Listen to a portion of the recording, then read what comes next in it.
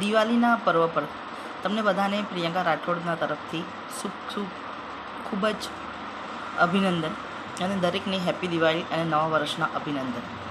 આજે દિવાળી વિશે કંઈક વાત કરવા માટે હું અહીંયા આવી છું કે જેમ કે તમને બધાને ખબર હશે કે જ્યારે પણ દિવાળી આવે ને એટલે આપણા ઘરોમાં સફાઈ શરૂ થઈ જાય કે આપણે બધા દરેક ઘરનો ખૂણે ખૂણો સાફ કરતા હોઈએ છીએ કે લક્ષ્મી માતાનું આગમન થવાનું હોય છે વગેરે વગેરે, રાઈટ. કદી આપણને એ ખબર છે કે આપણે દિવાળી કેમ મનાવીએ છીએ? દિવાળી મનાવવાનું જો કે બધાને ખબર જ હશે કદાચ. દિવાળી મનાવવાનું મેઇન આપણું જે કારણ છે એ છે કે દિવાળી છે ને અમાસના દિવસે આવે છે. અને અમાસના દિવસે મતલબ રામ ભગવાન જ્યારે રાવણનું વધ કરીને અયોધ્યા રિટર્ન આવી રહ્યા હતા, પાછા આવી રહ્યા હતા, ત્યારે એ દિવસે અમાસની કાળી રાત હતી. આટલા બધા અંધારામાં તો મારો ભાઈ કેવી રીતે આવશે એવા વિચારથી ભરતજીને દુઃખ થઈ ગયું. ભરતજીએ વિચાર્યું કે હું કેમ કરીને અજવાળા લાવું કે જેથી મારો ભાઈ આવે તો અંધારા ના હોય. એમના આંસુ ધરતી ઉપર પડ્યા અને ધરતી માતાએ પોકાર કરી કે તું મારી માટીનો ઉપયોગ કર, દીવા બનાય, દીવાને પ્રગટાય, અજવાળા કર અને તારા ભાઈનું સ્વાગત કર. ત્યારથી આપણે દિવાળીના દિવસે દીવા પ્રગટાવવાની પ્રથા શરૂ કરી. આ હતી વાર્તા જે તમને બધાને ખબર જ હશે.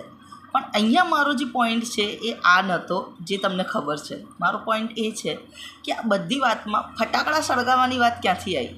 આપણે લોકો દિવાળીના દિવસોમાં બહુ બધા ફટાકડા લાવતા હોઈએ છીએ. ઘણા બધા લોકો મેં એવા પણ જોયા છે જે 20,000 કે એનાથી પણ વધારે પૈસાના ફટાકડા લાવતા હોઈએ છે અને સળગાવતા હોઈએ છીએ.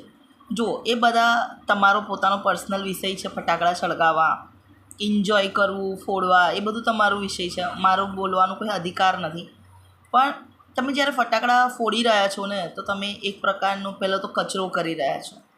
ફટાકડા ફૂટે એટલે એમાંથી બધો કચરો ફેલાય, એનામાંથી જે એક બોલે ને ટોક્સિસ ગેસ નીકળે જે એટમોસ્ફિયરમાં મિક્સ થઈને એટમોસ્ફિયરને પણ ખરાબ બનાવે. તમે જ્યારે બહુ બધા ફટાકડા ફૂટતા હોય ત્યારે માર્ક કરજો કે તમારે ગળામાં તકલીફ થશે. બીજા દિવસે તમને ખાંસી જેવું થઈ જશે. કેમ કે એમાંથી જે ધુમાડો નીકળે છે ને એ ધુમાડો ક્યાંક ને ક્યાંક કેવો છે, તમારા માટે હાનિકારક છે.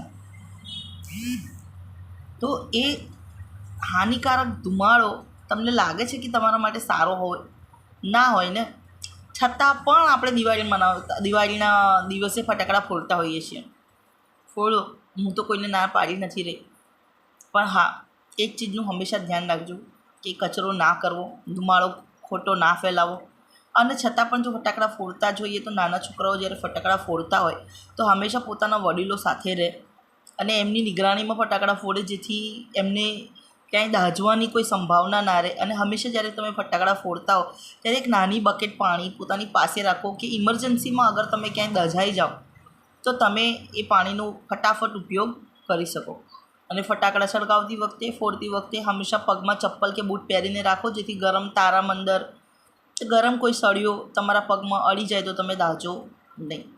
દિવાળી આપણે બધાએ મનાવવી જોઈએ, પ્રેમેથી મનાવવી જોઈએ, પણ એની સાથે આપણે સેફટી પણ રાખવી જોઈએ.